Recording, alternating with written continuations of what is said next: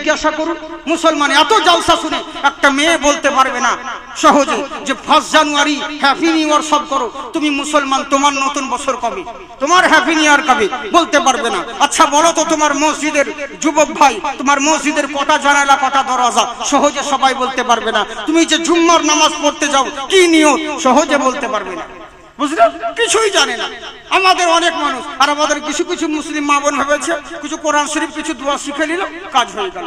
আমাদের ছেলেও যেমন স্ত্রীও তেমন, এরই লেগেই তো দেশের পরিস্থিতি এরকম হয়েছে। এখনো সময় আছে, সুধরে যান, নইলে সবই বেকার হবে। তো বুঝলেন, মেয়েদেরকে আল্লাহ ওই কোয়ালিটি দিয়েছে। এবার করলো কি, যেমন আমার মা হাফসা নবী মুস্তাফাকে বললেন, সঙ্গে সঙ্গে নবী একদম জালালি থেকে জামালি মেজাজে চলে এলেন, নম্র মেজাজে, কাউকে কিছু না বলে নিজে একটা খুরমা খেজুর নিয়ে পানি পান করে রোজা যেমনই করলেন, আর সঙ্গে সঙ্গে করলো তা কি, হ্যাঁ যেমনই সাহাবীরা দেখেছেন, হাই হাই আমরা কি করলাম রে, আজ মনে হয় আল্লাহ আমাদের উপর নারাজ হয়ে যাবে। তাড়াতাড়ি যার যা তাবুতে যা ছিল সব খেয়ে রোজাকে মানে বুঝলেন রোজা সবাই ভেঙে দিল। এবার করলো কি, এতে বুঝতে পারলেন ইসলামের জন্য রোজা রাখা যেমন জায়েজ আছে তেমনি ভাঙাও জায়েজ আছে। সুবহানাল্লাহ বলে, বুঝলেন? এবার করলো কি, নবী মুস্তাফা সাল্লাল্লাহু আলাইহি ওয়াসাল্লাম সাহাবাবর্গদেরকে নিয়ে মক্কায় প্রবেশ করলেন।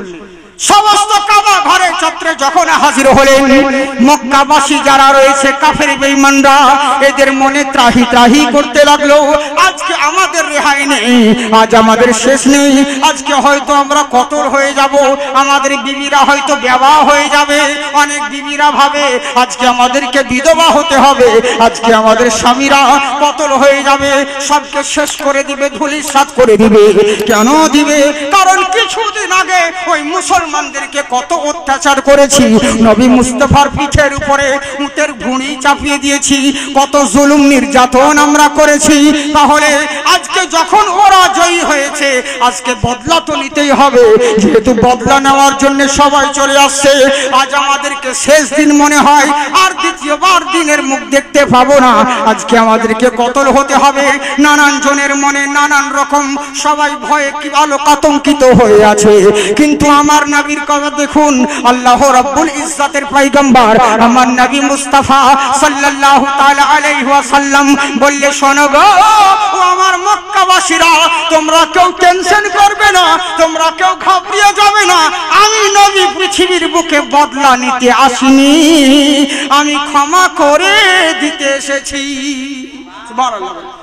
কেমন নবীর আখলাক, এরই জন্য তো গুরু নানক বলে, শোনো ওম পুরুষোত্তম ভগবান দীপিয়ন্তি করুলমা পধারিত ওঙ্কার নমস্তস্য বিদ্যাশ্বরী মহালক্ষ্মী পূর্বিদয়হা।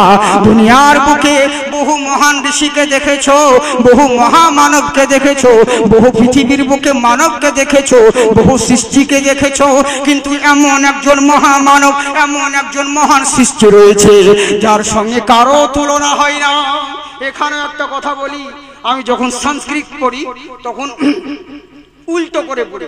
যেমন আলহামদুলিল্লাহ রাব্বিল আলামিন আর রহমানির রহিম, প্রথমে মানে করো আলহামদুলিল্লাহ রাব্বিল আলামিন, তারপরে আর রহমানির রহিম। কিন্তু আমি করি কি, আর রহমানির রহিম মানে আগে করি, তারপর আলহামদুলিল্লাহ বলি সংস্কৃতে। কেন বলেন তো? কারণ আজকাল নকল বহুত উঠেছে, আজকাল বক্তার অভাব নেই, শুধু আলিমের অভাব, বুঝলেন? যোগ্য আলিমের অভাব রয়েছে, কিন্তু বক্তার অভাব নেই, অলিতে গলিতে বক্তা, বুঝেছে? এরই জন্য উল্টো করে বলি, যেন পড়লে ধরা পড়ে যায় যে মাল নকল করে বলছি, বুঝলেন তো? এরই জন্য আমি উল্টো করে সংস্কৃত বলি। সেদিন যেমন আপনাদের কালিয়া চকে এইদিকে ইংলিশ পাড়ার দিকে জালসা করতেছে, বক্তা বক্তব্য খুব সংস্কৃত ঝেড়েছে, আর পাশে হিন্দু গ্রাম, হিন্দুরা সব শুনেছে, সব এসেছিল, হ্যাঁ খুব একদম চতুর্বেদী শুনে সব ওরা সব শুনেছে, আর মোবাইলে রেকর্ডিং করে রেখেছে। দেখি ওমকার বিদ্যাশ্বরী মহালক্ষ্মী দয়ামতি পূর্বিদয়হা, মানে আমি যখন বলি ওরকম একদম বলে দিয়েছে। এবার মানে যখন কিছু ওরা ধরে নিয়েছে, এটার মানেতে চালাই, এটা তো অন্যরকম মানে। তখন বলছে কোথা থেকে পেলেন, বলে পেয়েছি, বলে কোথা থেকে পেলেন। তখন এবার আমাকে ফোন করছে, হুজুর এটা কোথায় আছে বলেন। বললাম কেন, বল এবার থাক, এরই লেগে তো আমি উল্টো করে বলি, বুঝলেন? তো এই হচ্ছে ব্যাপার। কত সুন্দর কথা, দেখুন কত সুন্দর কথা বলেছে। যেমন বলছে শোনো, পৃথিবীর বুকে বহু মহামানব দেখেছো, মহান সৃষ্টি দেখেছো, এমন একজন মহামানব উনার মতন কেউ হয়নি আর হবে না। উনার আদর্শ সবার চাইতে নিরালা। ওম গুরু মূর্তি ভক্তি পূর্ণম পূজেশ্বরী। বনে জলে জঙ্গলে যেখানেই যাও না কেন, ভক্তি সহকারে ওই মহান গুরুর যদি নাম জপতে পারো, সব সমস্যার সমাধান হবে। বলে কোন গুরু, কোন মহামানব? বলে এমন মহামানব যিনার সঙ্গে কারো তুলনা হয় না। পূর্মিদম পুণ্য নমঃ পুণ্য মাদায় নমস্তুতে, পুণ্য বাবা শিষ্যাতে। আচ্ছা বলো, আসমানের চন্দ্র আর সূর্য, যদি সূর্য চন্দ্র একদিন যদি ধর্মঘট করে দেয়, পৃথিবীর বুকে যদি চন্দ্র উদয় না হয়, যদি সূর্য না উদয় হয়, পুরো পৃথিবীটা অন্ধকার হয়ে যাবে। আর অন্ধকার হয়ে গেলে পুরো পৃথিবী ধূলিসাৎ হয়ে যাবে। মিনিটের মধ্যে পৃথিবী ক্ষমতা খতম হয়ে যাবে, সব নিস্ত নাবুদ হয়ে যাবে, ঠিক জায়গায় সব থাকবে না, সমস্ত কিছু বিচলিত হয়ে যাবে। আচ্ছা বলো তো দেখি, তাহলে কি দুনিয়া ধূলিসাৎ হয়ে যাবে?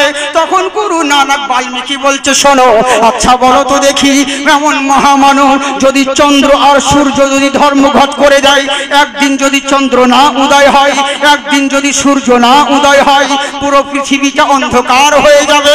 কিন্তু ঘাবড়াবার দরকার নাই।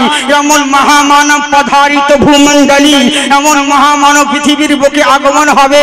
আব্দুল্লাহর বেটা নবী মুস্তাফা, ওই মহামানবকে যদি পৃথিবীর বুকে দাঁড় করিয়ে দাও, সূর্যের দরকার হবে না, চন্দ্রের দরকার হবে না, নবীর বদির আলোতে সারা পৃথিবী আলোকিত হবে।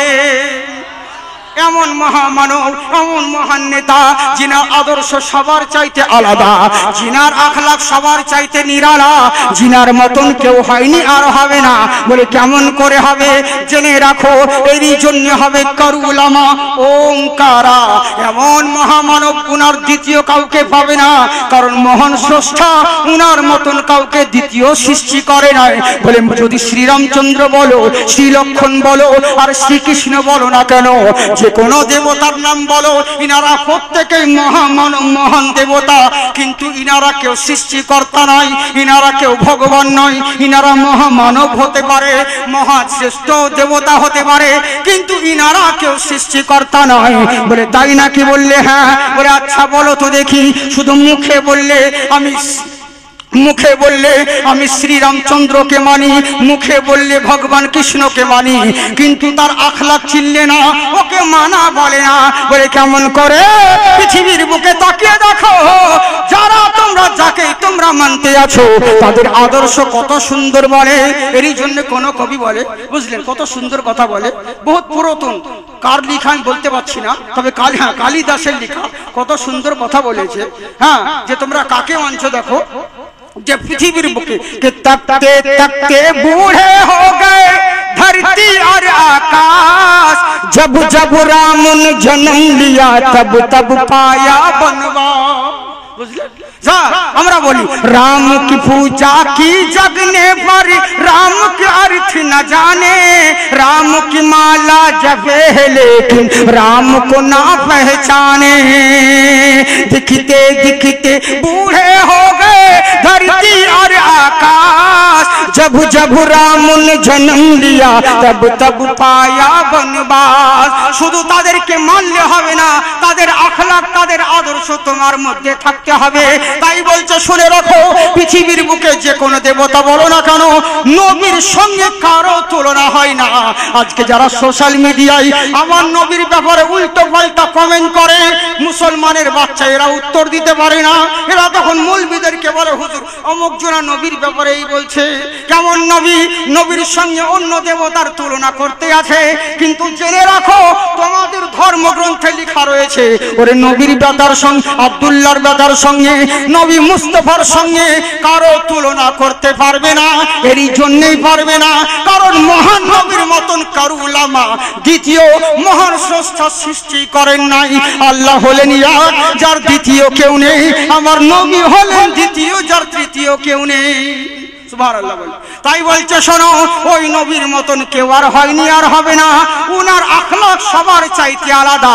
উনার আদর্শ যদি তোমাদের মধ্যে থাকে, এখানেও লাভবান হবে, পরকালেও লাভবান হবে।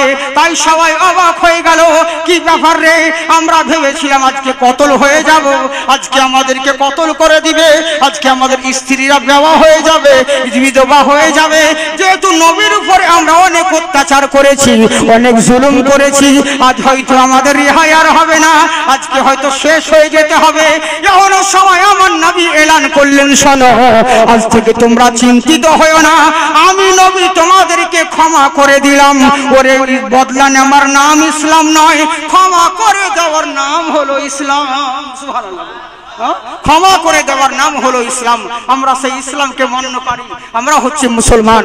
কিন্তু আমরা হলাম এমন মুসলমান, নবীকে শুধু মুখে বলি ভালোবাসি, কিন্তু নবীর জন্য নবী যেগুলো আমাদেরকে করতে বলেছেন আমরা সে সমস্ত জিনিসগুলো করতে রাজি নই। মুসলমান অনেক দিন হয়ে গেলাম, সারা রাত জালসা শুনবো, কিন্তু নামাজের দিকে কোনো ধার ধারবে না। ফজরের টাইমে আজান দিলে চিৎপাটাং হয়ে ঘুমাবো, ও আজানের শব্দ শুনতে পাবে না, নামাজ তো পড়েও না, আজানের শব্দ শোনে না, ও জবাব টব ওসব কিছু ব্যাপার হয় না, বুঝলেন। আজকে মসজিদ উপলক্ষে আপনাদের সম্মুখে জলসা করা হয়েছে।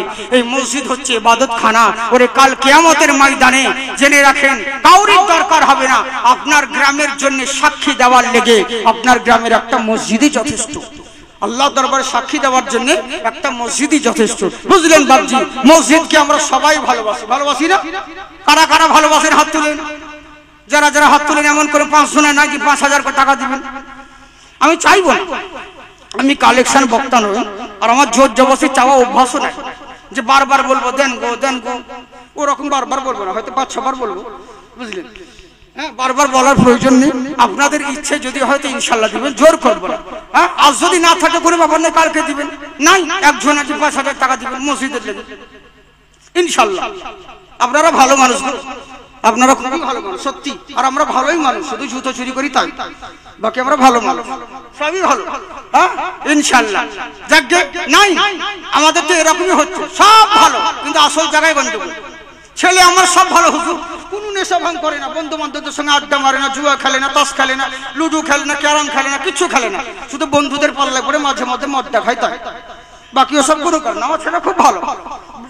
বিয়ে করতে গিয়ে গো, বউ দেখতে গিয়ে, মাস্টারের বিয়ে দেখতে গিয়ে কি ঝামেলা, হাইরে হাইরে, বউকে এমন ভাবে সাজিয়ে নিয়ে এসেছে, বউকে জিজ্ঞাসা করা হচ্ছে সব রকম, আয় বিয়ে পাস করো, মুখ পাস করো, সব বললো।